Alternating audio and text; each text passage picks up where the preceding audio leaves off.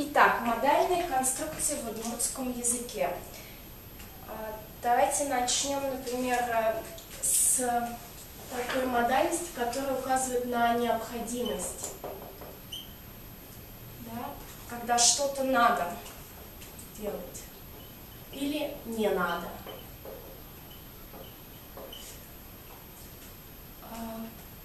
Здесь вот конструкция строится следующим образом, то есть объект будет стоять в дативе, дальше будет идти инфинитив, плюс дальше идет куле, это вот положительное, да, предложение. В отрицательном будет идти все то же самое, куле эвел. Или, возможно, вариант эвел куле. То есть так и так допускается. В бессермянском какое слово встречали вместо кулева? Я не знаю, что Мордане употребляют или нет. Укыл. Как бы вот эта форма заменяется кулевел укыл. Укыл. Ой, смотрит наверх, нет? Угу. И есть, то есть это первый вариант, и совершенно равнозначный ему вариант второй. А, с дипетативом должен быть, да? Наверное, так. На оно. Да. То есть то же самое датив идет объект плюс глагол в форме оно, йоно, но. Ну, образование оно, йоно, но, наверное, особых вопросов не вызывает. То есть, если на твердую, то у нас о, если на мягкую заканчивается основа на ё, и второе спряжение, там, где ан, ян глагол оканчивается, там будет но. Это совершенно одинаковые по смыслу конструкции. Да, и тут, в принципе, может быть и в прошедшем времени, и в будущем времени тоже форма. То есть, ну, например, возьмем пример какое-нибудь, предложение, ну, допустим, то же самое я выпишу. Мы нам нянь.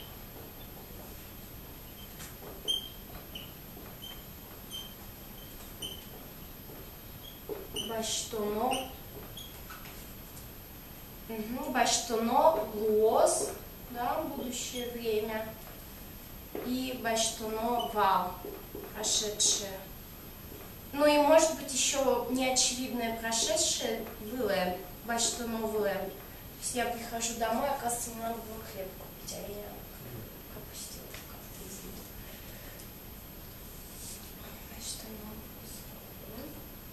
То есть здесь вот очень часто допускают ошибку, что не датив ставят, то есть надо именно датив ставить. Вот этот момент. Дебитатив говорите, да? Надо мне тоже записывать на ходу. Дебитатив.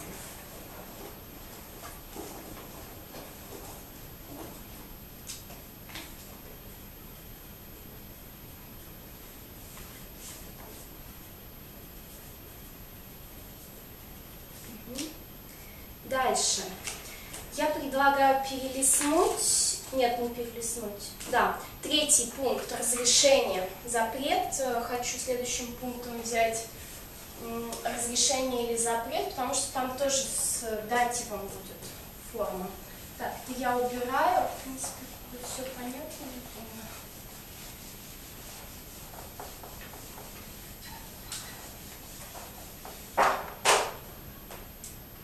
Так, разрешение или запрет, да, через формы яра, угьяра.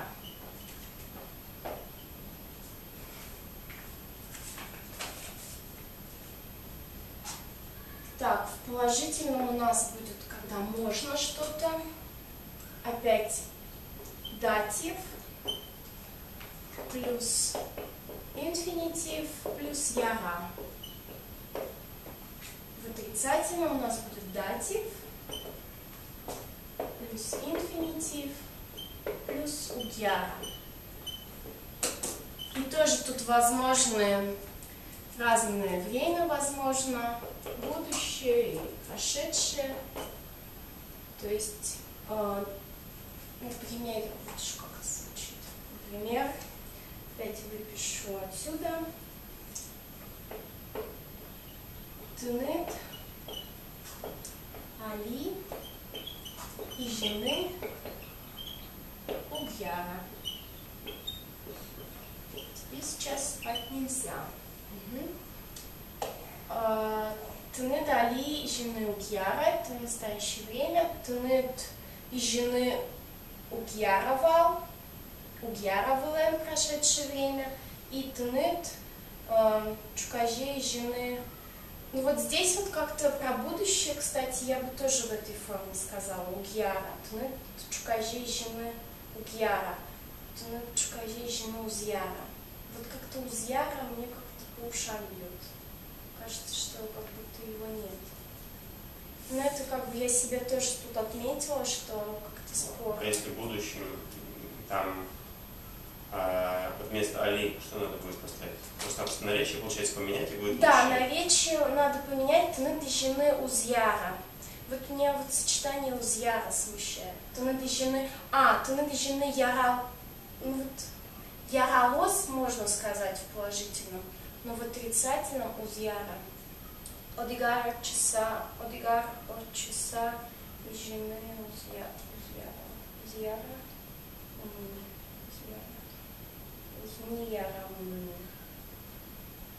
Вот как будто с частицей «ни» уже нельзя будет, и то как будто я слышала такое «узнияра». Да, я думаю, что будущее возможно, просто, наверное, редко употребляется, поэтому кажется, что его как будто нет.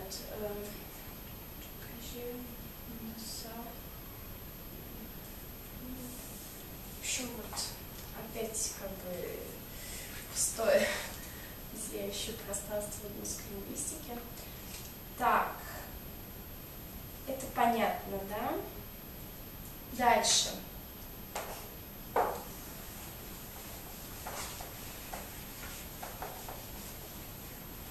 Я предлагаю перейти к пункту второму, там, где у вас на листочке, да, желание и нежелание.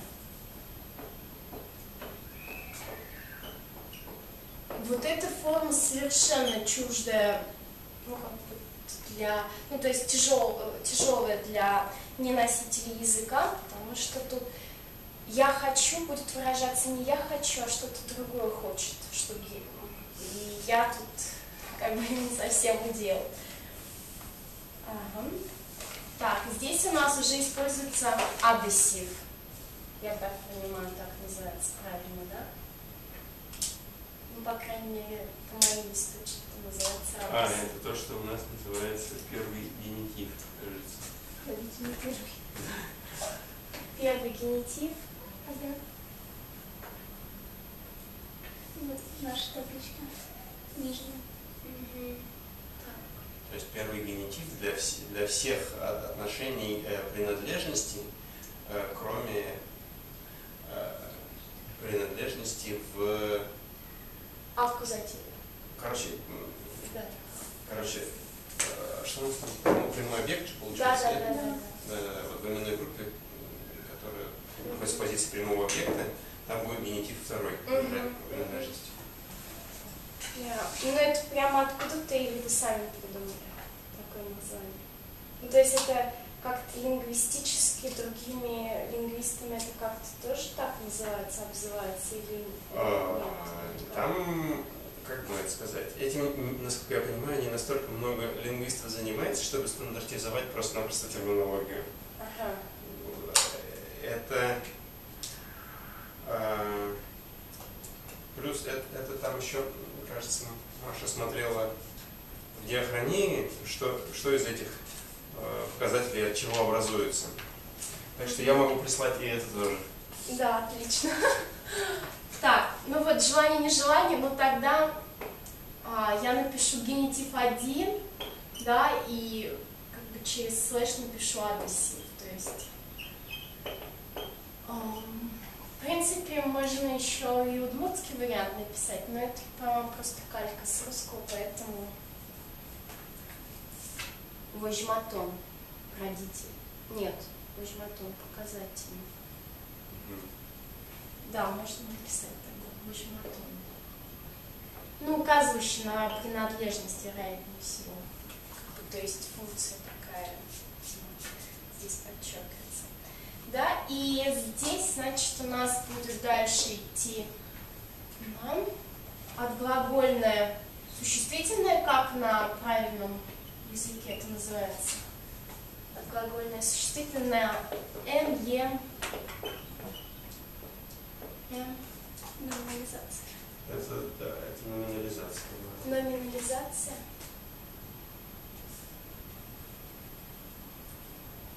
Ну а тут не надо подчеркивать, что это номинализация именно не от прилагательного, а от глагола. Не, номинализация, она именно от глагола и будет. Угу. А если от прилагательного, ну, с другой стороны. Ну ладно. Отглагольное существительное на ем, с поссессивным суффиксом. Да. И дальше идет поте. И тут тоже можно временные всякие формы использовать. Поте настоящее время, потоз и потевал или потевле, да, прошедшее время в обоих формах. Дальше отрицательная форма опять будет строиться как генитив 1, да, или анисив, непонятно как назвать его, вожматон, вошьет, плюс. Но номинализация это как процесс. Да. А вот это именно то, что у нас классифицируется как verbal noun. То есть то nominalizer, а это verbal noun. То есть там будет противопоставление между процессом и предметом. Verbal noun на м, с поссессивным суффиксом. Да, и плюс укпоты в настоящем времени, успоты в будущем и в прошедшем времени укпоты вал или укпоты вылен. Так, вот здесь я вот так отмечу звездочкой, потому что здесь именно, то есть, чтобы так у вас вспомнить, точнее, чтобы вы вспомнили, что ем и м в удмуртском языке может в 3 ипостасях фигурировать. То есть это как verbal noun, да, вот здесь. Дальше, как прошедшее, неочевидное прошедшее, сомунемвал, тонмунемедвал и так далее, да. Ну, это, наверное, past второе, да, называется, вроде как. Ну, по крайней мере, что я видела, как обозначают это. И третье, это может быть прошедшая форма причастия.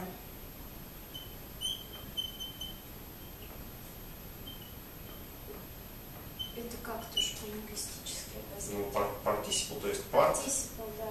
А прошедшую его форму никак? Партисипл, он же бывает и... Там разве не подразделяется скорее на активные и пассивные, нет? Ну, в удмуртском языке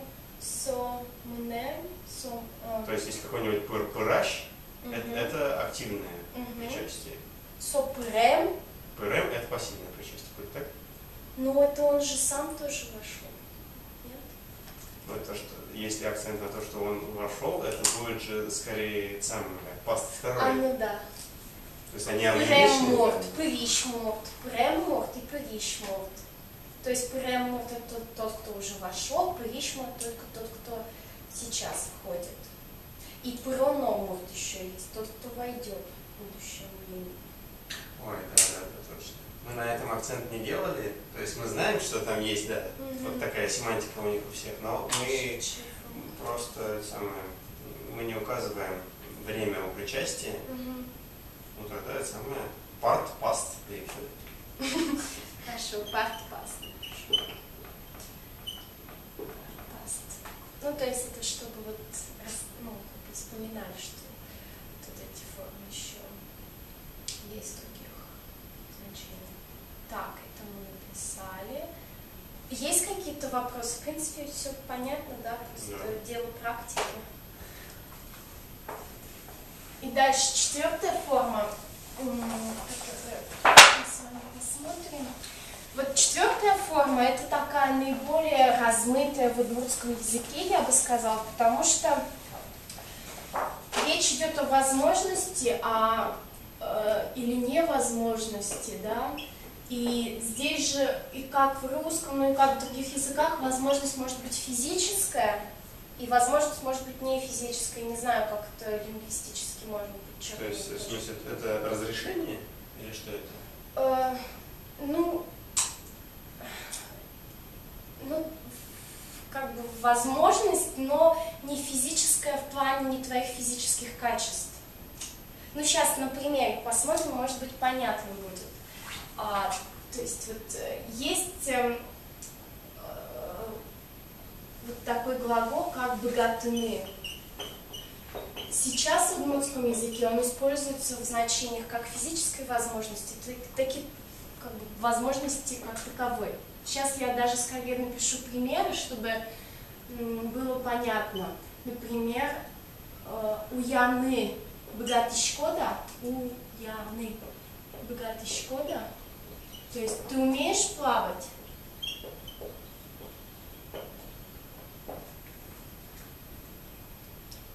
Угу.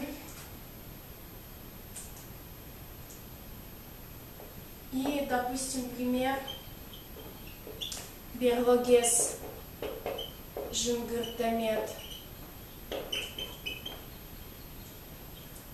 лоза». Ну, тут вот тоже так размыто достаточно. Или, например, ну да, тут вот сюда же напишу, потому что это более частотная, часто встречающаяся форма. Я сейчас не могу говорить.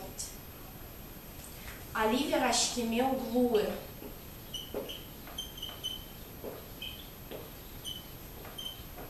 Да.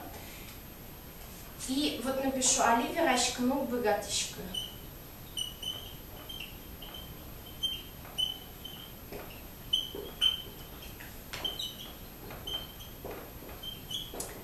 Вот в современном удмуртском языке вот эти формы используются как равнозначные, и я бы даже сказала, что чаще вот эта форма богатышко, богатыны.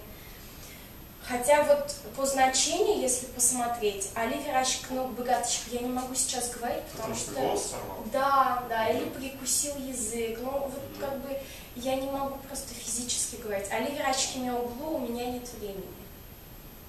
То есть обстоятельства складываются так, что лучше бы мне не говорить.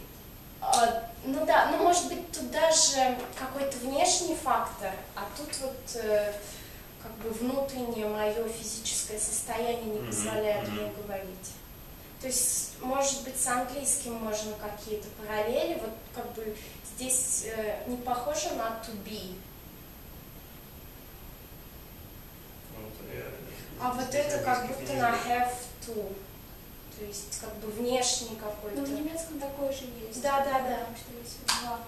Да, вот я уже давно немецким не занималась, поэтому уже сейчас не помню. Там тоже есть, да. Können, по-моему. Да, können и dürfen. Können — это если ты физически можешь, а dürfen, если тебе разрешили что-то сделать, или объективная какая-то есть ситуация, когда ты имеешь возможность это осуществить. Но с dürfen тоже здесь такая проблема, потому что в удмуртском языке разрешение это яра, пурны ярава, как бы тут тоже смываются какие-то рамки. Вот тоже такой вопрос. И сейчас очень часто, например, Золин это тоже, нет? Это Золин это не куле? Золин — это когда у тебя закон. То есть это кура будет все-таки больше. Например, сейчас под влиянием, скорее всего, русского языка очень часто можно встретить, ну не часто, но встречаются такие выражения, например, может быть, сейчас скажу, ну вот буквально недавно в интернете, в Фейсбуке девочка написала «Дефолт лунный богатырь». Да? Ну, вот по-русски, да, все нормально. Дефолт может быть. Да. В удмуртском языке это нереально, потому что луны, богате, как бы это по сути в какой-то степени близкие по значению, видимо, как бы выражения, но это не, это, то есть это абсолютно русская калька. Дефолт. И причем я не могу придумать вариант, как сказать это правильно по-удмуртски тоже. Дефолт. Ну, может быть, дефолт лумон. И тем более, это как бы вот дефолт богате, это тоже очень сомнительно, потому что физический дефолт, он как бы не совсем. Вот, то есть, вот в общих чертах про модальные глаголы так. Ну, главное такие, как бы, формы, которые четкие, то их можно с легкостью употреблять, такую, как мы нам поте. То есть я что-то хочу, и так далее. Вот так.